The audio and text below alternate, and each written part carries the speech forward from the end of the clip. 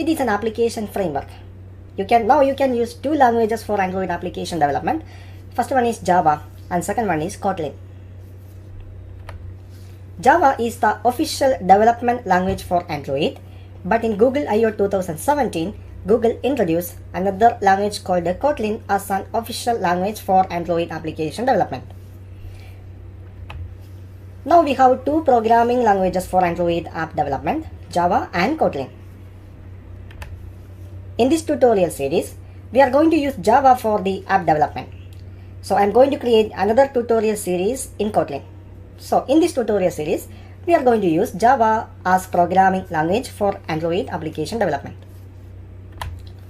Android is developed by the Open Handset Alliance led by Google. Google is the owner of Android. Android uses Linux as its kernel. If you have some experience in computer science, you know that for an operating system, the base is the kernel. So for Android operating system, the base is Linux. Linux is an open source operating system. So here Android is also an open source operating system.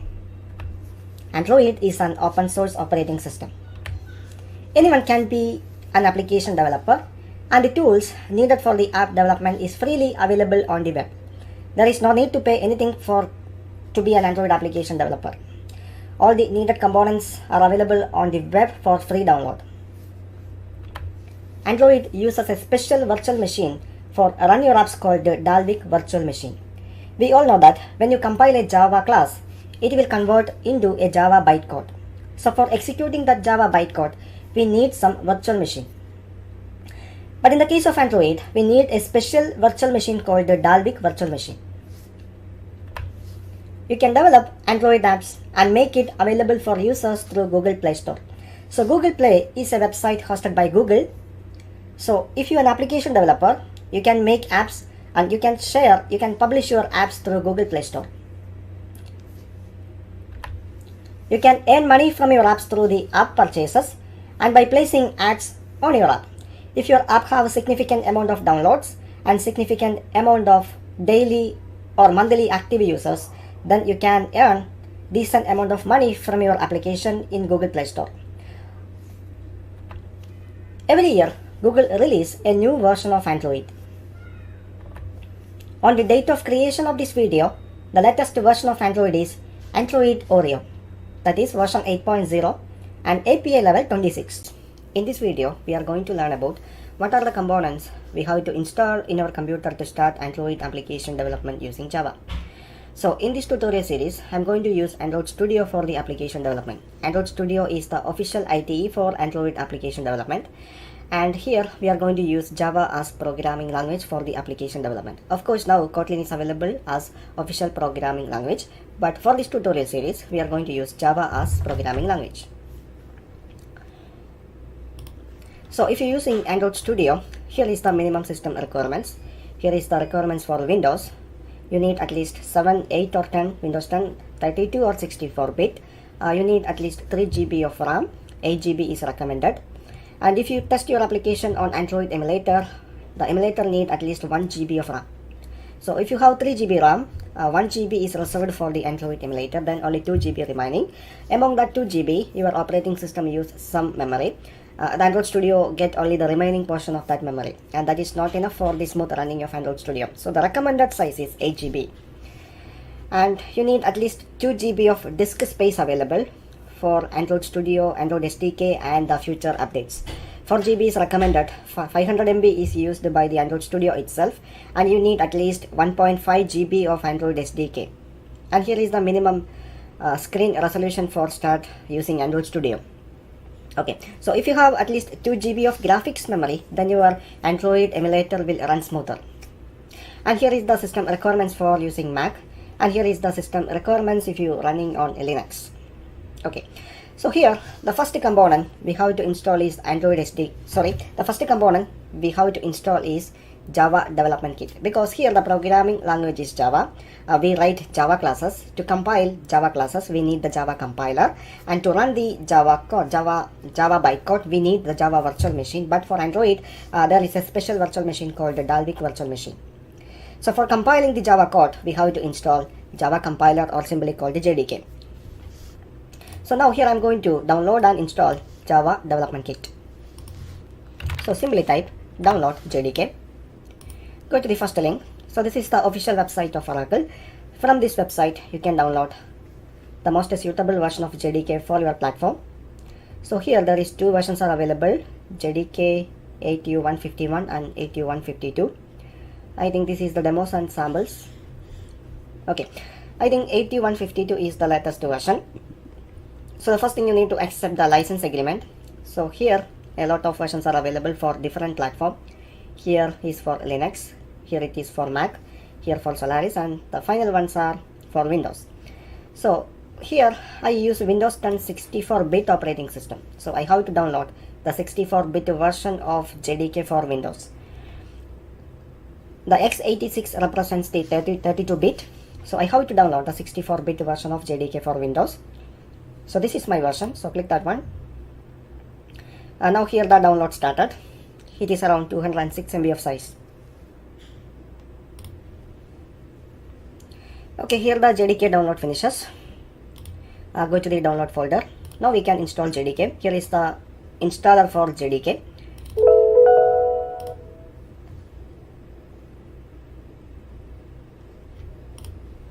So here is the JDK installer. Click next.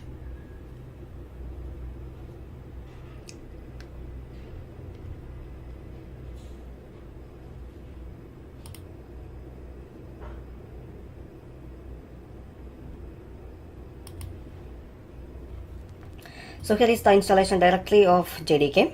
Click next.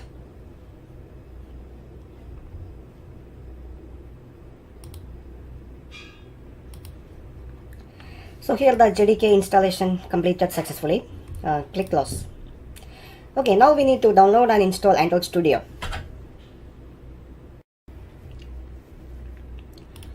Open your browser. Search for Android Studio download. This is the official website for Android application developers. From this website you can download all the needed tools for Android application development. So go to this website, and this is the download page for Android Studio. So on the date of creation of this video, the latest version of Android Studio is 3.0.1. So in this Android Studio you have both support for Java and Kotlin. So now we can download Android Studio. So click this button. Here you need to accept these terms and conditions and download Android Studio for Windows. So now here the download started. It is around 683 MB of size. So here the Android Studio download completed. Open download folder. So here is the installer for Android Studio. So now we can install Android Studio.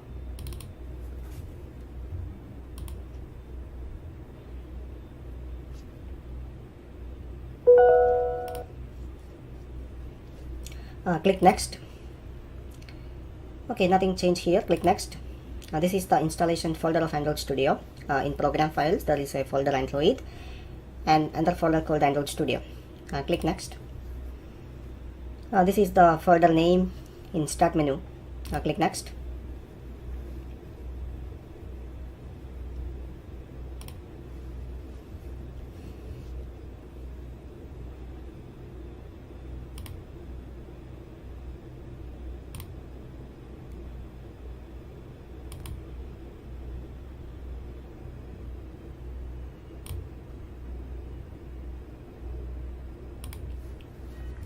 Now the Android Studio installation is finishes. Now click next.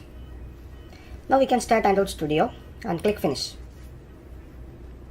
So if you have previous version of Android Studio before, you can import the settings from the previous version of Android Studio. So here we do not have any previous version of Android Studio, so select this one and click OK.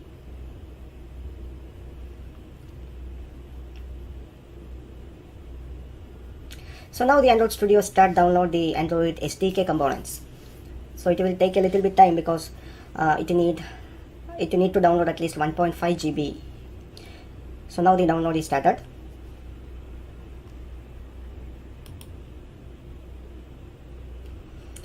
Okay, now this is the welcome page of Android Studio.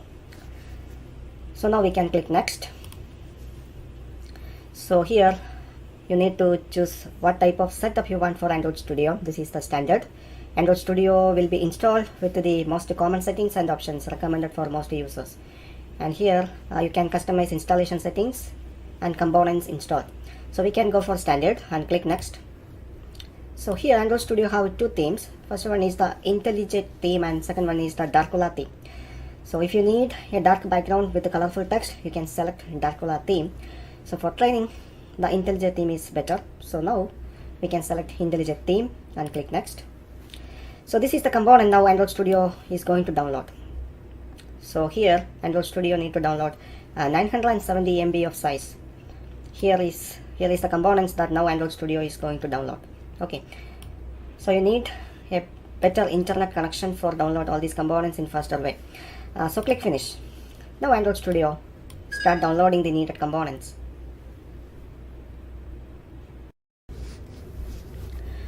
Now here the Android SDK installation completed successfully.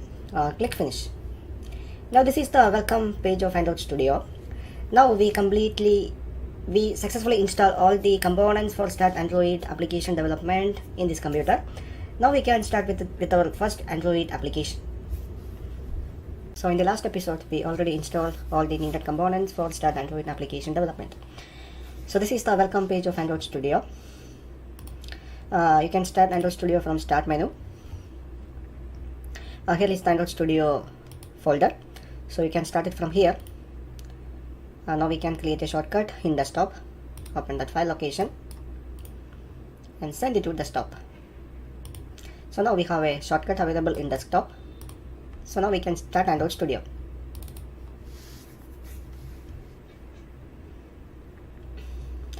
So this is the welcome page of Android Studio.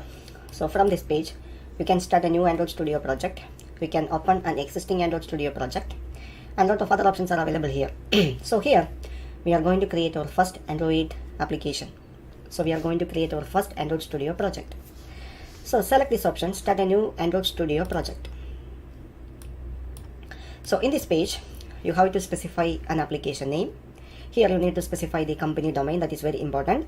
And here is the project location. If you want to change, you can change. And if you need Kotlin support, you can select Kotlin. If you need C++ support, you can select it from here. So this is your package name. So first you need to specify a name for your application. So this is our Hello World app. So here I specify my application name. Here is the company domain name. This is very important. If you want to publish your application in Play Store, this domain name make your application unique in the Play Store. You know that there are millions of applications available in Play Store. Among that application, to make a unique place for your app, you need a domain name. You have to register a domain name first, then you have to specify your domain name here. And this is your package. Your package name contain your domain name. So here, I'm going to change that one, abc.com. Suppose this is my domain name, and here is your package name, com.abc.helloworldapp. So this is a very important section. If you want to publish your application in Play Store, you have to specify a valid domain name here. And click next. So here you have to specify what type of application you are going to make. So if you want to create applications for phones and tablet, you can select this one. If you want to create applications for VR, for example for smartwatches, you can select this one. If you want to create applications for TV, here is Android Auto and here is Android Things. So our first Hello World application is for Android phones and tablet. So here I select the first option. So this is the minimum requirement for the application, minimum support for the application. So now this application support from Android version 4.0.3 and above. That means it is not possible to install this application on Android version lower than 4.0.3. So for every Android version, there is an API level is there. So for the version 4.0.3, the API level is 15. This is very important. So if you connect your computer to an internet connection, Android Studio automatically fetch the available device percentage in Play Store. So if I make this application with the minimum support of 4.0.3, almost 100% of device currently available in Play Store compatible with this application. So that is very important. So here for this application, the minimum SDK version is 4.0.3, that means API level 15. And click next. So from here, you need to select an empty activity. So if you are a beginner in Android, this name will be a little bit strange, because in Android, for example, um, your WhatsApp chat page is an activity. The component that interact with the user is called an activity. Your Facebook login page is another activity.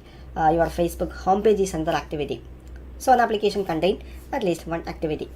If it has a user interface, your application contains at least one activity. So you have to select an activity here. So here I'm going to select empty activity and click next. So for an activity, you have to specify two things. For each activity, you need two things. First one is a Java class and second one is a layout file. So here we are going to use Java as programming language. So this is a Java class name. Main activity is a Java class name. And here there is a layout corresponding to the Java class called activity main. In Android, the layout are specified using XML tags. So here activity main is a name of an XML file. And here you have to select backward compatibility. That means for Android, lower versions of Android, for getting the latest feature support, Android introduces some libraries. For getting support from all the older versions of Android, you have to select this one. That means Android Studio automatically adds some library into your Android Studio project for getting support for Android older versions. And click next. So here we create our first project in Android Studio. This window is because of that. So click finish.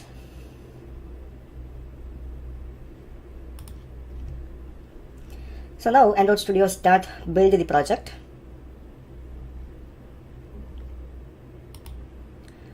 For the first time, it will take a little bit time. So here, Android Studio allowed the project now, but the build is failed here. So here is the tips window. You can close it now. So here, the Android project build failed because here some platform components are missing. So you need to install the missing components.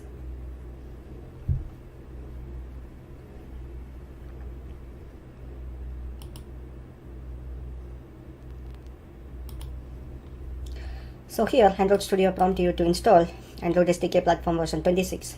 You need to accept the license agreement. Click next. Now here Android Studio start downloading the Android components. Here it is Android SDK platform 26.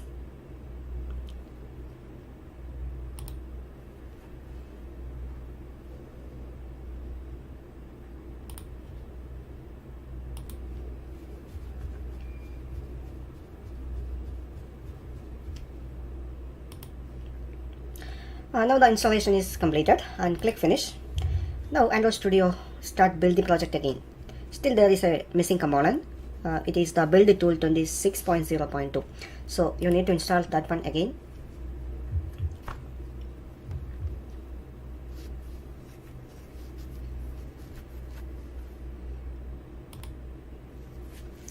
So here the downloading is started. It is Android SDK build tool 26.0.2. Now here the Android SDK build tool installation completed. Now click finish. Now again Android system automatically start build the project. So here Gradle project sync in process.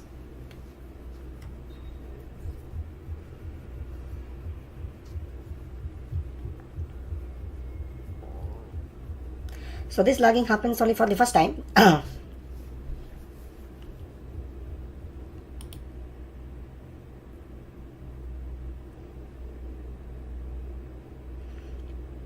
Here Android Gradle still download some components.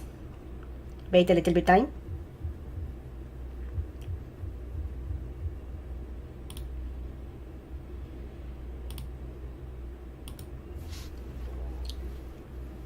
Okay, and finally here the project sync finishes and the project build successfully. Now it is building again. I think it's almost finished. And finally here the Gradle build finished. Okay, so now our project is ready. Here is the layout for the project. Here is our layout that contains some text on it. It's a simple hello world text. Here is the blueprint for the layout. You can simply change the layout using this design surface. Now here it is design plus blueprint. I simply change that one to design. this is our application design that contain, this is the application title Hello World app, and here is the a text view on it. Here is the project window. This is the project window. This is the palette window. So this is the Android Studio design editor. Okay, so now these are the folders available in our project. So if you are a beginner in Android, all these things will look strange. Don't worry, you can understand all these things in the coming up episodes. So you can find out all the layout within this layout folder. Within this Java file, here is our package com.abc.helloworldapp that contain the main activity. So here in this application there is only one activity. Each activity need two files. One is a Java class and another one is a layout file. So here in Android all the layouts are represented using XML.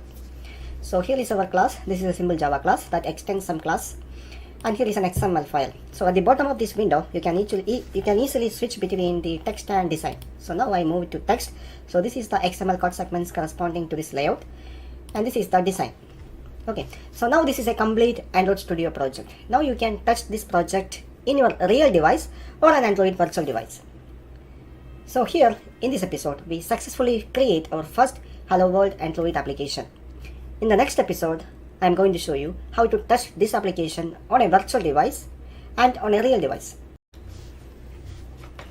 Welcome to another episode in Android application development tutorial series. In the last episode we create our first Hello World app.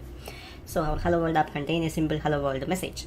So now this is the time to test this project. So this is a complete Android Studio project. So now you can run this project on your real device or on a virtual device. For testing this application on a real device, you need to connect a real device to this computer using a USB cable. And you have to follow some steps for enable a real device debugging on Android Studio. I will explain it in another episode. But in this episode, here I am going to show you how to test this application on a virtual device. A virtual device is nothing but, as the name suggests, it's a virtual device on this computer. That means you can create a virtual device in Android Studio, and instead of testing in a real device, you can test all your Android application on the virtual device. So for that, the first thing, you need to create a virtual device in Android Studio. So for that, go to Tools, select Android, and select Android Virtual Device Manager, or simply called AVD Manager. So from here you can create a new virtual device. You can create a virtual device for tab or a smartphone. Here is the virtual device for smartwatches, that means VR. Here is virtual device for TV. You can create virtual device for auto, and here virtual device for things. So here I'm going to create a simple smartphone. So create a virtual device. So from this window you need to select the category. Here I'm going to create a phone. So here the device profiles. So I'm going to create a Nexus S. Okay, I'm going to create a Nexus 6P or Google Pixel, or simply create a Google Pixel. Okay, and click next. So here is the size. Screen density is 560 dpi. Now click next. So from this window you need to select the Android platform. So here is the latest platform API. Now API 27 is available. Here is Oreo. So I'm going to download Oreo for the device. It is Android 8.0. So you need to download it first. So click download. You need to accept the license agreement. So this is the system image for Android Oreo. Click next. So now Android Studio start downloading the system image for Android Oreo.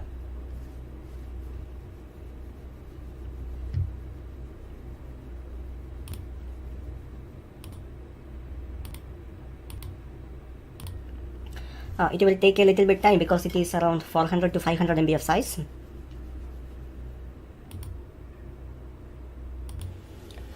Now here the installation completed. Click finish. Now we can select Oreo and click next. So here is the Android virtual device name, and you can select the graphic. If you have a graphics card, select hardware.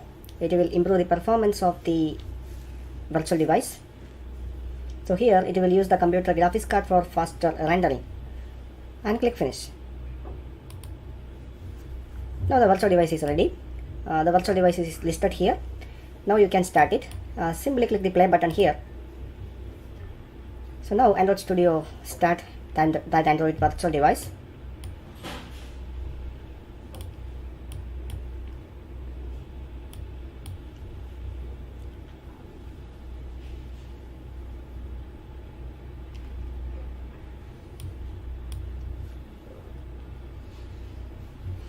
Okay, now the virtual device is ready.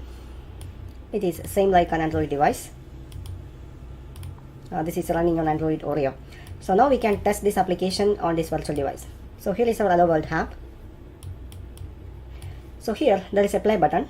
By using this play button, you can start your application. That means you can start testing your application. So click that one. So from this window, you have to select the available virtual device. So here it is, and click OK. Now again Android Studio start building the project. So here the application available in our virtual device. So our Hello World application is now successfully installed in this virtual device. So we can check it in the launcher. So here is our Hello World application. So now go to the XML file. Here is the text Hello World.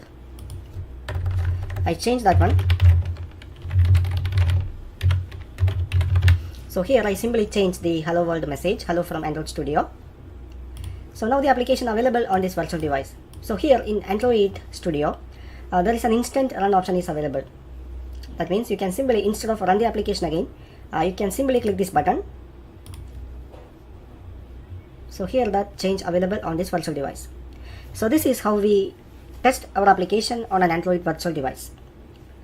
I hope you understand all these concepts. In this episode, here I am going to show you how to create a simple user interface using Android Studio Layout Editor. I already told you that in Android, the user interface is created using XML elements. So if you do not have prior experience in XML, don't worry, you can easily create a user interface using Android Studio Layout Editor. So first we can increase the font size in Android Studio. So go to Open File, Open Settings, Open Editor, Expand Editor. Here colors and fonts, select the font, change the font size into 15. Click Apply, OK. So now we successfully change font size in Android Studio. Now go back to activity main.xml. So here is this area is the layout editor. This is the project window. So now we are going to create a simple user interface. I will show you the interface. So now we are going to create a user interface similar to this one. So this is a simple user interface that contains an edit text and a button. So this is called an edit text in Android. So by using edit text, user can enter some message, and this is a simple button in Android. So now we are going to create a layout similar to this one. So if you do not have prior experience in XML, you can simply create the XML by simply drag and drop using the Android Studio Layout Editor. So this area is called Android Studio Layout Editor. So for getting more space here, we can now hide the project window. So simply click here. So now here we have enough space for the layout editor. So this is the palette window. The most commonly used widgets are available here. You can simply select, drag and drop it here into this layout. So now here, from here, you can simply switch between design and text. So this is the XML attribute, XML code segments corresponding to this layout. So from the bottom of this window, you can easily switch between design and text. Okay. So for this layout, we need to add two components. First one is an edit text and second one is a button. And these two components aligned horizontally. So now check the XML file. So for every Android layout, there will be a root element. So here the root element is a constrained layout. So this is the root element. Here the root element is a constrained layout. Here the root element start here. The root element end here. This is the ending of the root element. And in between the root element, we have a text view. So here we simply display some message, hello world message. So that message is displayed using this text view. Okay. So if you're using a constrained layout, the position of the child layouts are controlled by certain constraints between the child views and to the parent layout itself. So if you use a constrained layout, you can simply avoid nesting of loop. That means you can improve the performance of the layout. So if you are a beginner in Android, these things little bit strange, but don't worry. You can understand different types of layouts in Android in coming up episodes. In Android, there are different type of layouts are available, such as linear layout, relative layout, constraint layout, frame layout, etc. So if you're using a constraint layout for creating a complex layout, you can simply avoid nesting of loop. If there is no nesting of loop, the runtime time of the layout will be reduced. That means the performance of your application will increase. So if you're using the latest version of Android Studio, when you create a new activity, Android Studio automatically add constraint layout as the root element. Okay, now we can create the layout. So this is our target layout. We have to add two view components, an edit text and a button. So the first thing, here I'm going to change the default margin of this layout. So here is the default margin. Here the current default margin is 8 dp. I change that one into 16 dp. Now select the design surface, change that one into blueprint. Here also you need to make sure that the show constraints is selected, and here the auto connected is turned off. Now currently it is turned off. Okay, so here is the component tree. Now here the root element is a constrained layout that contain a text view. So now we don't need this text view, so select that text view and delete it. So now we can add a text view first, an edit text first. So here the first element is an edit text, then we need to add a button. So for adding a text view, an edit text, select the text and select plain text. Select that one and simply drop it here. So you can zoom in here, zoom out here. So here we simply add some view component to the layout. It is an edit text. Here is the guideline for this design.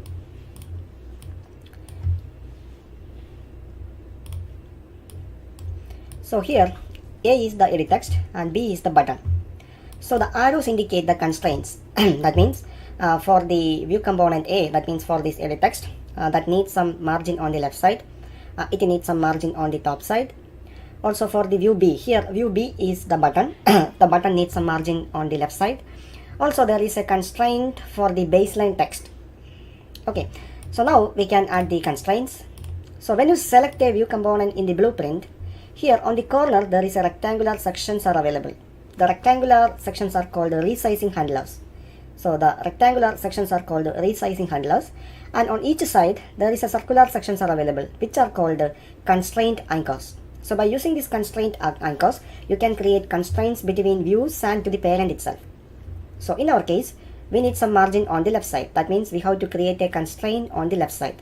Also, we need a constraint at the top. So now here I'm going to create a constraint at the left side.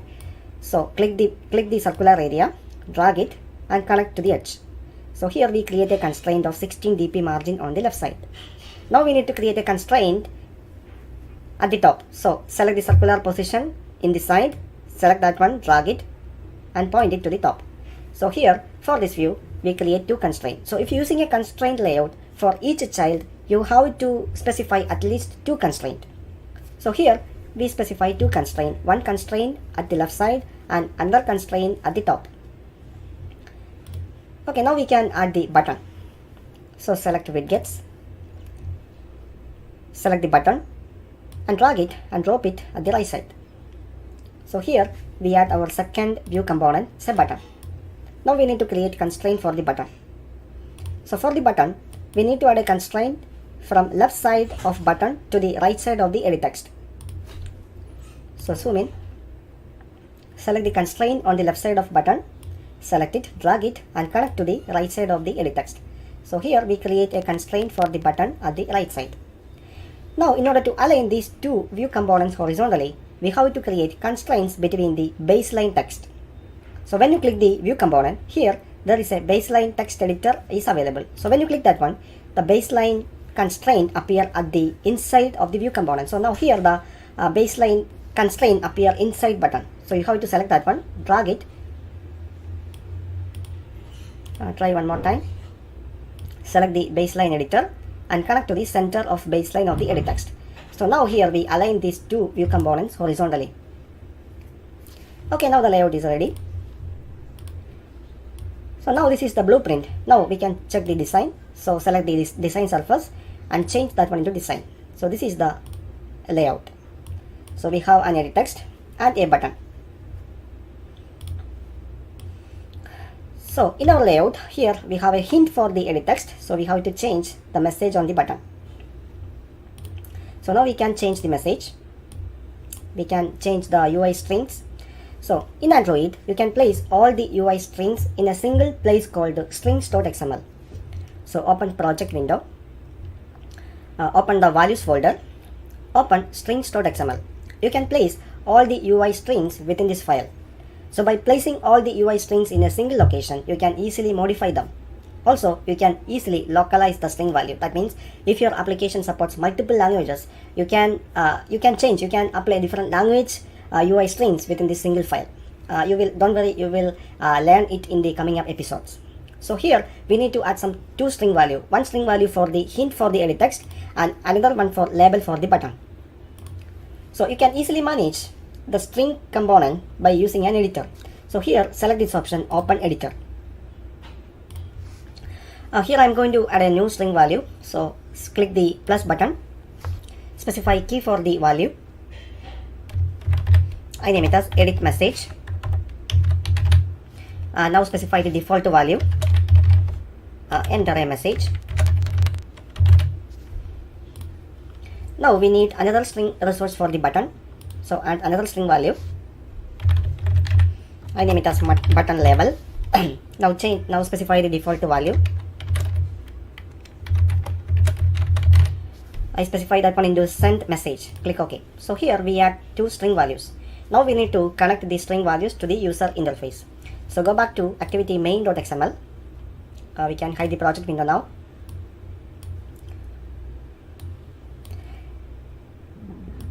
Now when you select a view component, when you select a widget in the layout, at the right side there is an attribute window. So you can change the XML attribute using this window. So now I'm going to change the label on the edit text first. So select the view component. In the attribute editor, we can modify the XML attributes. So here is the text value. Currently it is name. I simply remove that one. Here we have a hint option.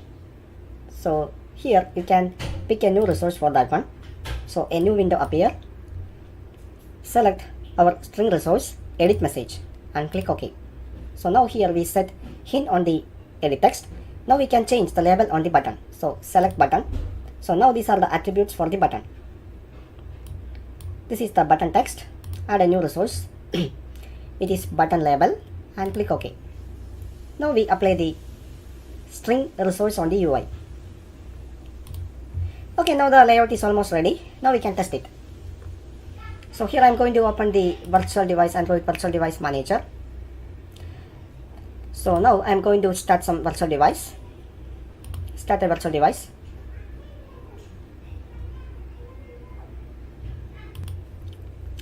Okay, now here the virtual device is ready. Now we can test our application. So click the run button. Select the virtual device.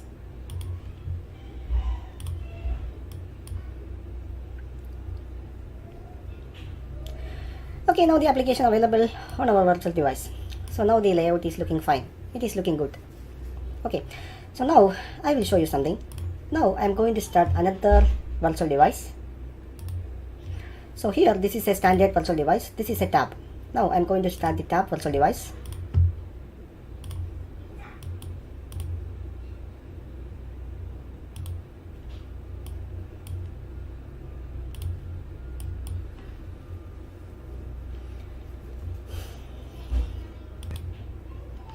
So here we have two virtual devices. First one is a standard device and another one is a tab. So we already run our application on the standard device. It is looking fine. Now I am going to run the application in our tab. Now click the run button. Now here in this time I select the tab and click OK. And here it is. So in tab the layout is not looking good. But in this device, in this standard device, the layout is looking fine. So when you create a layout in Android, you have to make sure that your layout compatible with all screen sizes. So you must configure your layout to compatible with different screen densities. So the layout is looking fine on a standard screen, but it is not that much good on a tab layout. So you need to configure this layout for support different screen densities. For that, again change this one into blueprint. So here we have two components, an edit text and a button. So select any one of these component, hold the shift key, select the other one. Now right click and select chain. So the chain will configure the view components for different screen densities. For example, if you use a horizontal chain, the Android system will automatically stretch the view component based on screen densities. If you use a vertical chain, Android system will stretch the component vertically. If you use a horizontal chain, Android system will stretch the view component horizontally. So now here I'm going to use a horizontal chain. So here we apply some horizontal chain for these two view components. Now I'm going to apply some margin at the right side of the button. So I select the button. Now within the attribute window, here is the margin. So this is the right margin. I am going to apply some margin at the right side. So here at the center, this arrow represents the width and the top arrows represents the height. So now the height is wrap content and width is also wrap content. Now I am going to change the width into match constraints. So you can double click this one. Now it is fixed size. Now it represents fixed size. I need match constraint. Again double click. Now it will change into match constraint. Now we can test our application again. Now here I run the application on the tab layout. Now it is looking good. Now it is not looking good. Here I made a mistake. I select the button first. Change this one into wrap content now. Also we apply some margin at the right side of the button. Now I select the edit text. Now change width into match constraint. Now the width of the edit text into match constraint. That is better. Now run the application again. Now here you can see, now the layout is looking fine on a big screen, on a tab layout. Now we can check it in our standard device also. So run it on a standard device.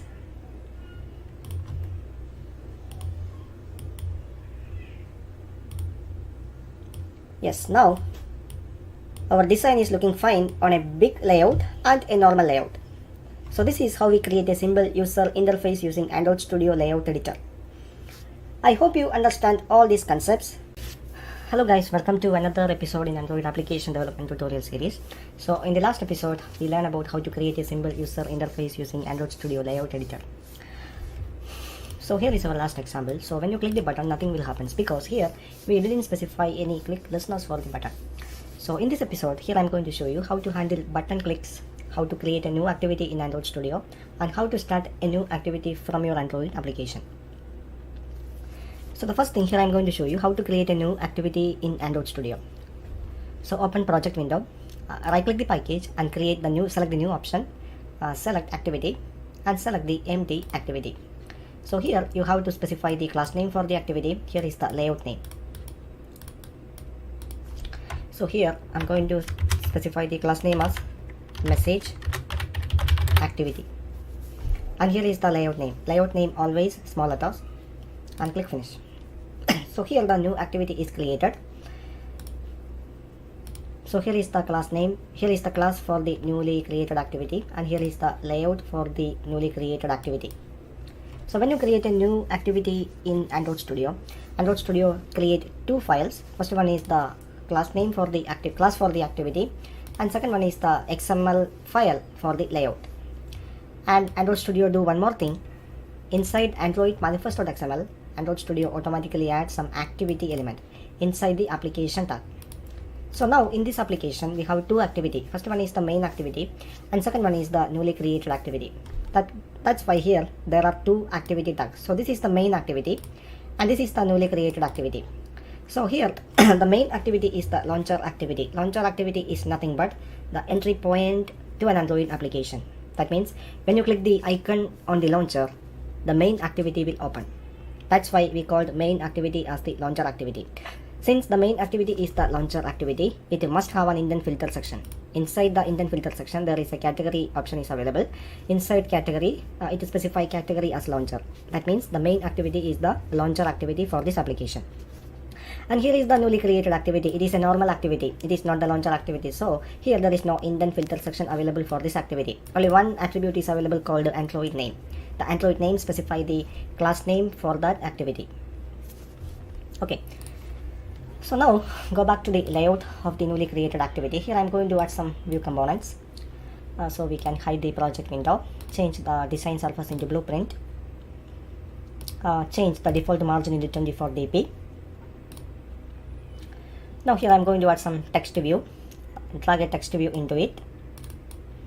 Now here create the constraints for the text view. Create a constraint at the left side, create a constraint at the right side, create a constraint at the top. Okay, so now select the text view. Now here I'm going to create some string resource for the newly created activity. So open project, go to resource file, open values, open strings.xml. So here I'm going to add a new string value. So add a new string value. I name it as welcome message. Specify the default value for it. Welcome to message activity, and click OK. Now go back to activity message.xml. Okay, now here I'm going to modify some attribute of this text view. So select the text view. Here is the text option. Select the new resource. Here it is welcome message. So now we modify the welcome message on the text view. Now here I'm going to change the text appearance. I change that one into bold. Now here I'm going to modify the text size into 20 sp. Okay, so now we can check the design. So this is the design. Okay, so now we have to start this newly created activity when user click the button inside main activity. So now we can close these files. Now go to project, open main activity. Now open the activity main.xml. So here we have a button inside activity main.xml. So select the button. Now go back to the attribute window. There is an onClick attribute is there. So here I'm going to specify a method name. I name it as send message. So this is the method when Android system will invoke when user click the button. So now we have to specify this method inside the class name of this activity. So go back to main activity.java. So we have to specify the onClick method for the button. So the access specifier must be public. The return type is void. Now specify the method name. The method name is send message. For this method, you must specify one parameter is an object of view class. Okay, so when user click the button, Android system will invoke this method. So from this method, we have to start the newly created activity. So for start a new activity, you have to create an object of indent. An indent is nothing but the intention of an Android application to do something. That means start a new activity, start a new service, send some broadcast, etc. So here our intention is to start a new activity. So the first thing, we have to create an object of indent. So here you need to pass two parameters. First one is the context and second one is the class name of the target activity. So here the context is this. Now specify the class name of the target activity. So the target activity is message activity.class. Okay, for start an activity, you have to call a method called start activity and pass the indent as parameter. That's it. So now we can test our application. So I'm going to run this application again.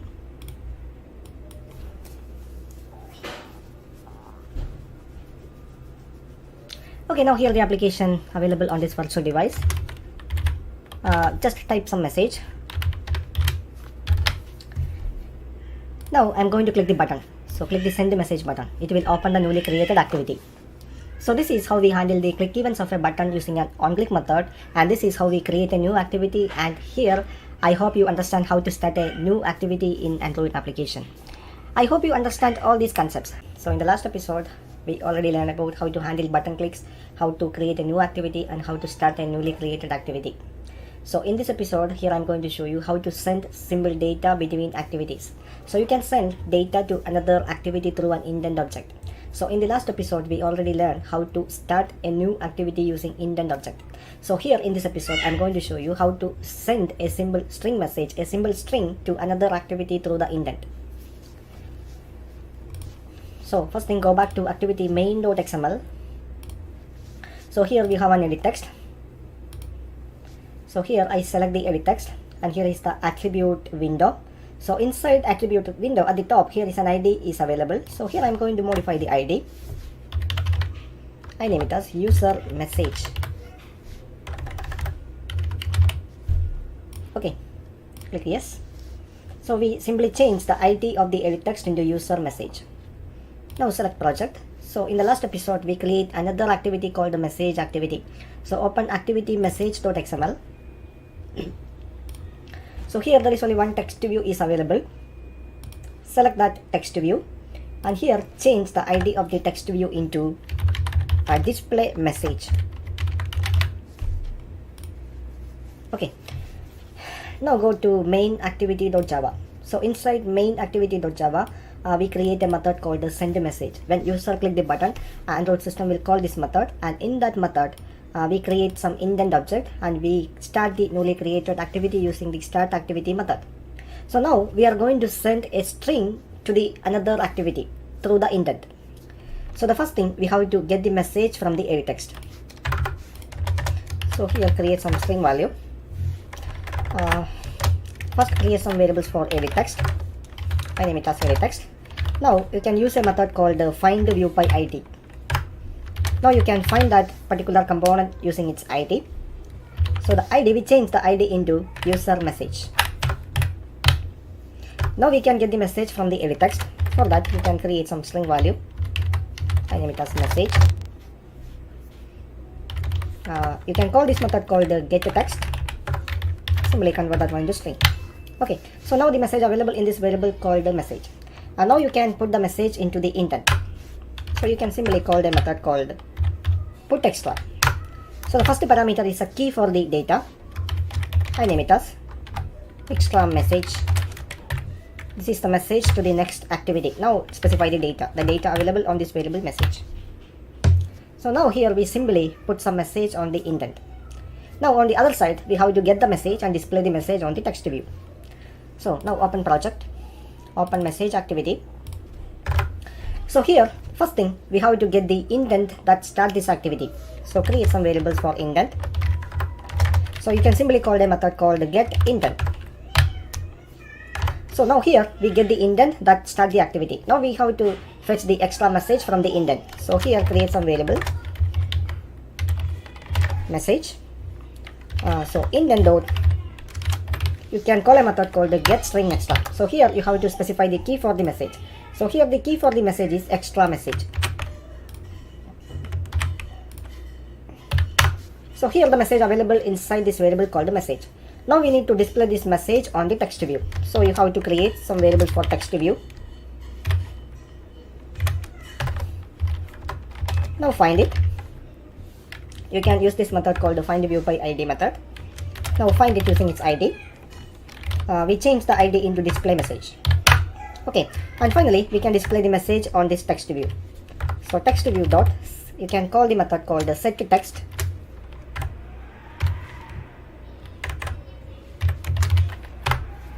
And pass the message. That's it. Okay, now we can run our application. So click the run button.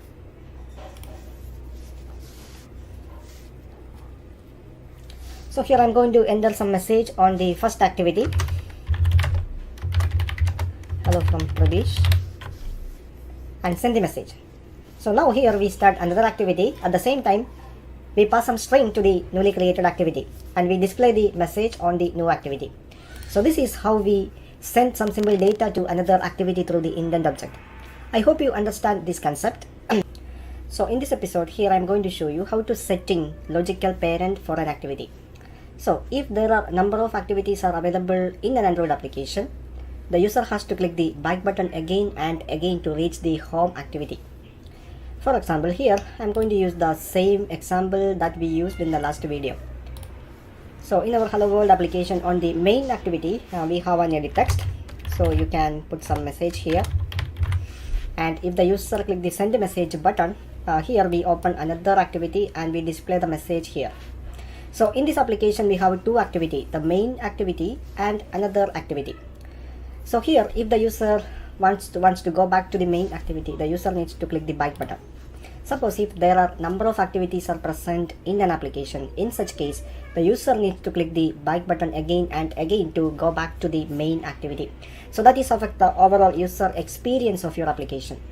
So if there are number of activities are present, the only solution for this problem is you can specify logical parent for each activity. So if you specify logical parent for each activity, the user can directly move it to the main activity instead of clicking the back button again and again. So here in this application here we already have two activity, the main activity and a message activity. So here I'm going to create one more activity. So right click the application folder and select a new activity, select an empty activity. So here I name the activity as final activity. So here is the layout name, activity final, and click finish. So here Android Studio create the new activity. Here is the Java class. Here is the layout for the newly created activity. So now here I'm going to add some text view to identify this activity. So first select the design surface and change that one into blueprint. And now here I'm going to place a text view. So select text and drag a text view and drop it inside the layout. Now we can specify the constraints for the text view. Specify a constraint at left side, specify constraint at the right side, specify constraint at the top. So here I'm going to change the margin at the top.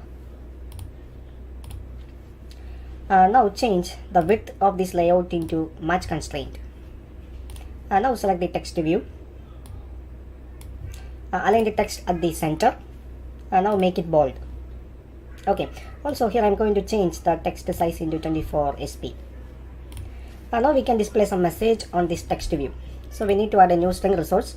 So open values folder, open strings.xml, add a new string resource. So open editor, add a new string resource, final activity message. Specify default value for the text view. Welcome to final activity. And now we can set this resource on the layout file. So go back to activity final.xml. Select the text view again. Here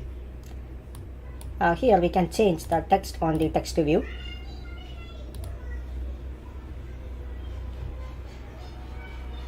Here it is, final activity, welcome to final activity. Okay, here we change the message into welcome to final activity. Now we can check the design, change that one into design. Okay, so now I'm going to place a button on the second activity. So here I'm going to close all these files, close all. Now select project. Now here I'm going to open the message activity, that is the second activity. Now open the layout for the message activity, activity message. So here I'm going to place a button into this layout. So again open blueprint. Now here I'm going to place a button. So drag a button, drop it inside the layout. Now we can specify the constraint for the button.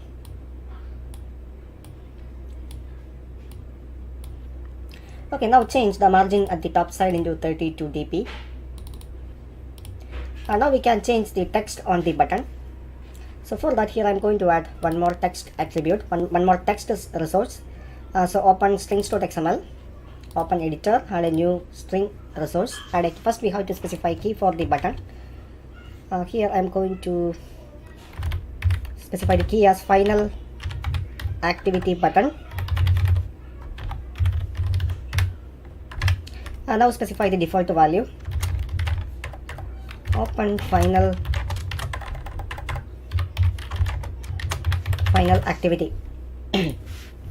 Okay, now go back to the layout file. Now we can specify the text on the button. So select the button. Now change the resource for the text. Here it is, final activity button. Open final activity. Okay, now we can check the design. Now we can specify an on-click method for the button. So select that button. Now find out the on-click method. Here it is. I specify the method as open final activity. Okay, so now here Android Studio shows some error because we have to define that method inside the activity class. So go back to the XML version. So here is the on-click method for the button. Here Android Studio shows some error because this method is not available on the activity class. So you can define this method in activity class. So there is an easy method. So click the method, press Alt Enter in your keyboard. Now you can select this option, create that method in message activity. So now Android Studio automatically add the method for us. Now from this method, here I am going to start the newly created activity. So here I am going to start the new activity in a single statement. So call the method start activity. So this method need one parameter is an indent object. So for this indent constructor, it needs two parameters. First one is a context. Second one is the name of the target activity class name. So here the target activity class name is final activity dot class. So like this, you can start a new activity in a single statement. Okay, now the project is ready. Now we can test our project. So now the virtual device is ready. Now here I am going to test the application on this virtual device. Okay, now we can run the application. Click the run button, select the virtual device. Now here the application available on this virtual device. Here I am going to enter some message and click the send message button. So here we reach the second activity. Now here I am going to open the third activity. So this is the final activity. So if the user wants to go back to the launcher activity, that means the main activity, here the user need to click the back button 2 times. So if the number of activity increase, the user need to press the back button again and again to reach the main activity. So that is not a good thing. So we have to add some shortcut for the user to directly go back to the home activity. So you can easily make that one by simply specify some logical parent for each activity in your application. So open manifest file, open Android manifest.xml. So here we have 3 activity. So this is the application element. So in the application element we have 3 activity. So this is the main activity, that is the launcher activity. This is our second activity and this is the third activity. So here main activity is the launcher activity. That means the main activity is the logical parent for these 2 activities. So here I am going to specify the logical parent inside the activity tag. So you need to specify some attribute called parent activity name into main activity. So now I'm going to do the same thing for the last activity. Okay. So if your application support API level 15 or lower, then you need to specify some metadata to specify the logical parent. This is only for API level 15 and lower version. So now I'm going to specify the same thing for the second activity also. Okay, now we can test our application again.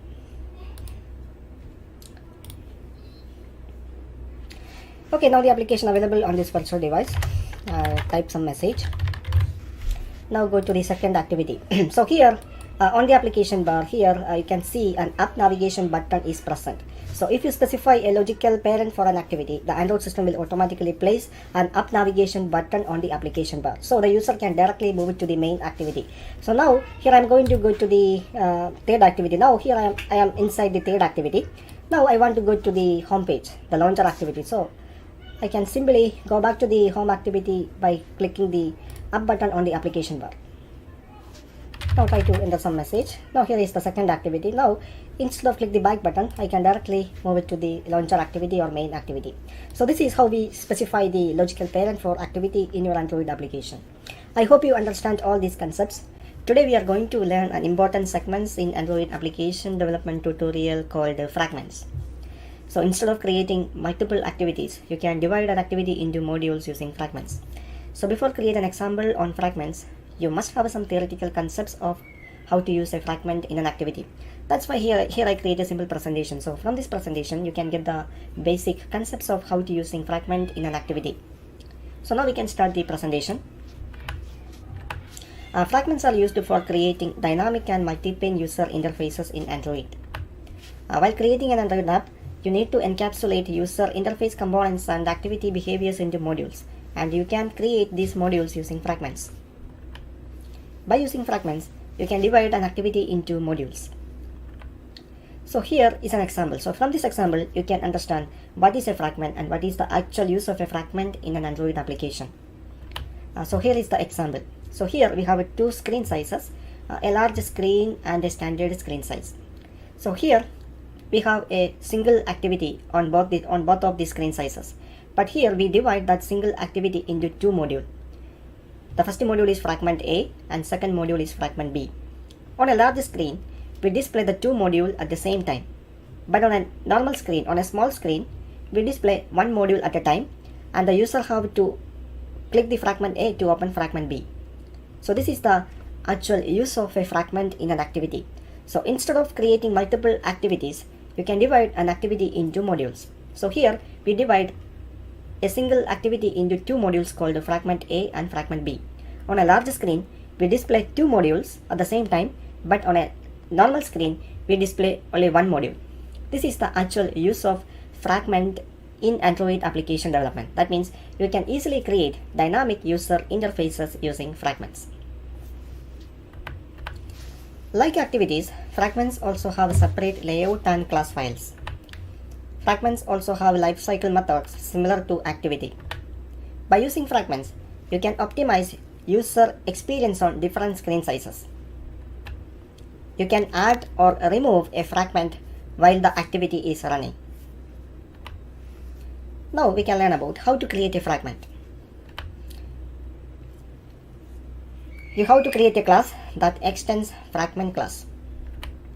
You must override one of the lifecycle method called onCreateView to inflate the fragment layout. So like activities, fragment also have lifecycle methods. So in activity, we have to override one lifecycle method called onCreate. But in the case of fragment, you have to override a method called onCreateView. Here is a simple example of fragment class. Here the class name is article fragment that extends fragment. So here we have to override one lifecycle method called onCreateView. That method contains three parameters: a layout inflator object, a view group object, and a bundle object.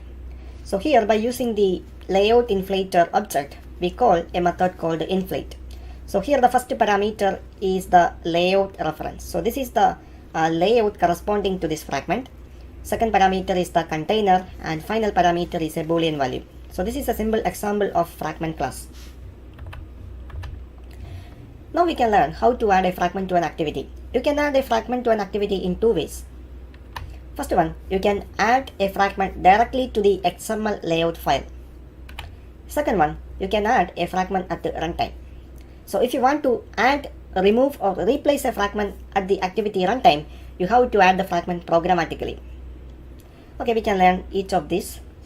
First one, we can learn how to add a fragment using XML. You need to add a fragment by defining each fragment within your activity XML file. Here is a simple example. So here, this is a layout that contains two fragments. So if you want to add a fragment using XML, you need to specify an element called a fragment in your layout file. And here, the first argument name indicates the class corresponding to that fragment. So here the first class name is headline fragment. That is the class corresponding to the first fragment. And here we specify an ID for the fragment, specify some other parameters like weight, width, and height. So this is the second fragment. Here is the class name corresponding to that fragment. So this layout contains two fragments. So this is how we add a fragment directly to the XML file. Now we can learn how to add a fragment at a runtime. If you add the fragment using XML, then it is not possible to remove the fragment at the runtime. If you want to add, remove, or replace a fragment during activity runtime, then you have to add the fragment programmatically. For performing the fragment transactions such as add, remove, or replace, you have to create an object of fragment transaction class using the fragment manager object. If your activity supports fragment removal or replace, then you have to add the initial fragment to the activity from the activity's onCreate method. To add a fragment at the runtime, you must provide a container view for the fragment in your activity's layout file in which you can insert the fragment. So here is an example. So if you want to add, remove, or replace a fragment at the runtime, then you must specify a container view for the fragment in your layout file. So here is a simple example of container view. So here the container view is a frame layout. Here we specify an ID for the container view. You have to call the getSupportFragmentManager to get the fragment manager object. For getting the fragment transaction object, you have to call the beginTransaction method on the fragment manager object. For add a new fragment, call the add method on fragment transaction object. You can perform multiple fragment transaction for the activity using the same fragment transaction object. When you're ready to make the change, we can simply call the commit method on the fragment transaction object. If you want replace a fragment, then you have to call the replace method instead of the add method. To allow the user to navigate back through the fragment transaction, you must call the add to backstack method before commit the fragment transaction.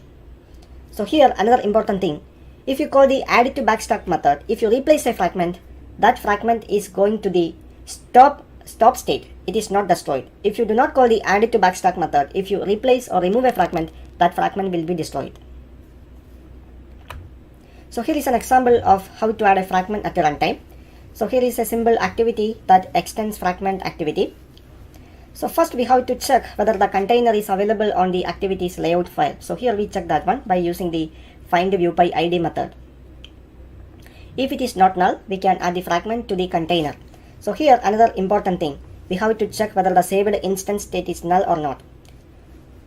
However, if you are being restored from a previous state, that means the activity is resumed, then we don't need to do anything and should return, or else we could end up with the overlapping of fragment. So if the activity is resumed, that means the fragment is already added. In that case, it is not need to add the fragment again.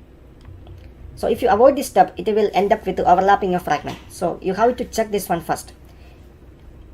And here we create the object of the fragment. Here the fragment name is headline fragment. So here we have to add some data to the fragment. We have to pass some arguments to the fragment.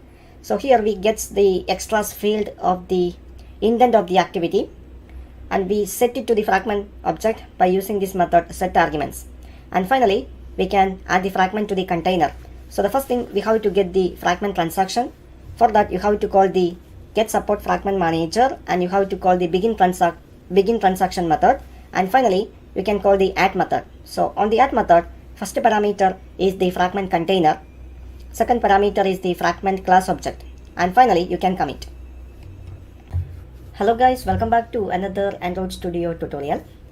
So we can add a fragment in two ways. First one, we can add directly through XML file. Second option, you can add or remove a fragment at the runtime.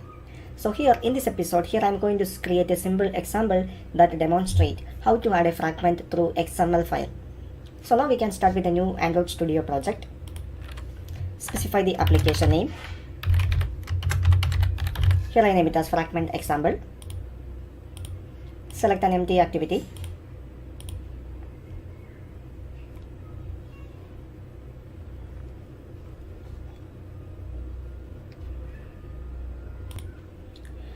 Here the project is created. So now here I am going to add two fragments to the main activity through XML file.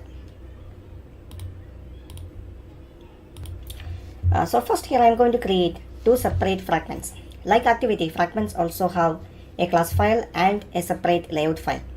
So now here I am going to create two separate fragments. So first here I am going to create the class file for the fragment. So create a new Java class. I name it as headline fragment.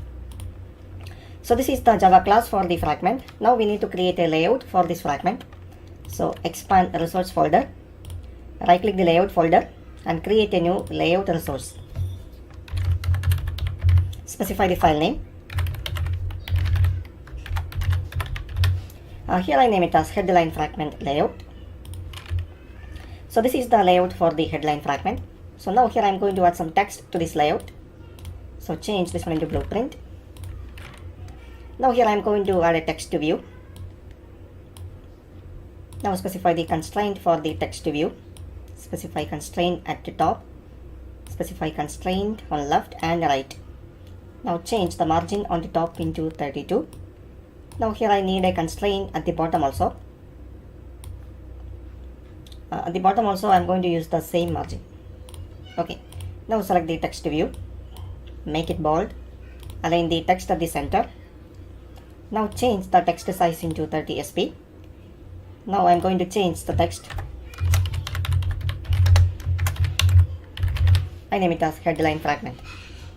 Now we can view the design. So this is the layout for the first fragment. Now go to the headline fragment class file. So this is a fragment class. So you need to extend fragment. Select fragment from the support library. So like activity, here also you need to override some lifecycle method. So here the method is onCreateView. So in the case of an activity, you need to override onCreate method. But in the case of a fragment, you need to override the method called onCreateView. So for this method, we have some parameters like an object of layout inflator, a view group object, and the last one is a bundle object. So from this method, we can inflate the layout. So here I simply delete the return statement. So from this method, we have to return a view object. So create some view object. Now we can inflate the layout using the first parameter. The first parameter is an object of layout inflator. So by use that object, you can call a method called inflate. So here the first parameter is the layout resource. So our layout name is headline fragment layout. Second parameter is the view group. Here the view group is container. And final one is a boolean attached to root. So now you can pass false for it. And finally, we can return that object from this method. So now the fragment is ready. So this is the first fragment. Here this is the fragment class, and this is the fragment layout.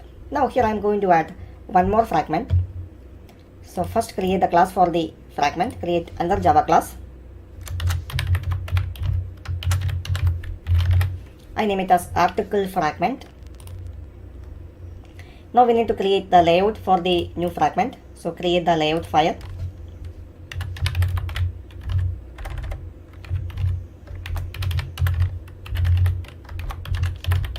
Here I name it as article fragment layout. Now go to the previous layout. I copy the entire code segments. Now go to the new layout. Go to the XML version.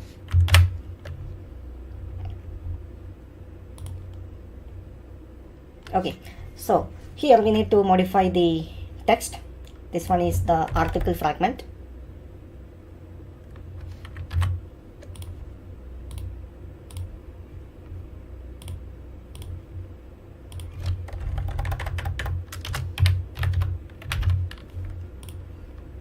Okay, now go to the class file.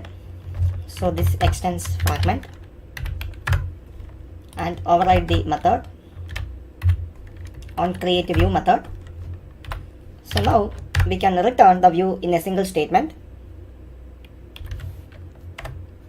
Inflator.inflate, specify the layout resource. Here it is article fragment layout, container. Okay, so now here in this application we have two fragments, headline fragment and an article fragment. So we create the layouts and class files. Now we need to add these two fragments to the main activity through XML file. So now I close all these files. Now we can open main activity, layout for the main activity. So this is the layout for the main activity. Go to the XML version of that layout. So for listeners, here I am going to modify the root element of this layout into a linear layout. So by using linear layout, we can align view components horizontally and vertically. So here I need to align the components vertically. So I have to specify the orientation for this layout. So here we need to add one more attribute called orientation. Here I need vertical orientation. Here is a text to view is available. So remove it. So if you want to add a fragment through XML, you have to specify a fragment XML item on the layout file. So here we need to add two fragments. So here I am going to add the first fragment. Specify the width as match parent, height into 0 dp. Now specify an ID for the fragment. This is headline fragment.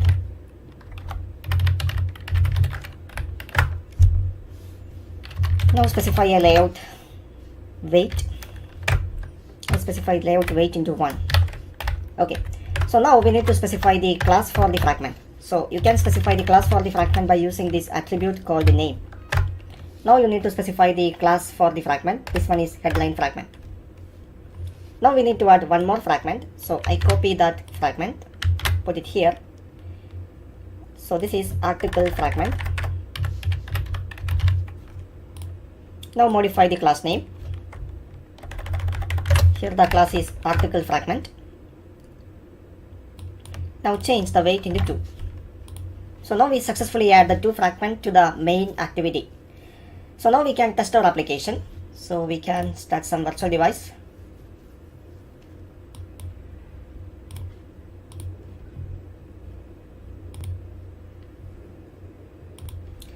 Okay, now here the virtual device is ready. Now we can run the application. So click the run button, select the virtual device.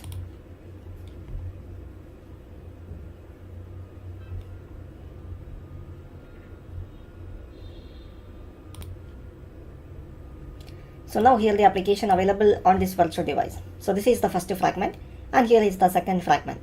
So here instead of creating 2 activity for headline and articles, here we create 2 fragments and we add the 2 fragment to the main activity through the XML file. So this is how we add fragments to the activity through XML. I hope you understand all these concepts.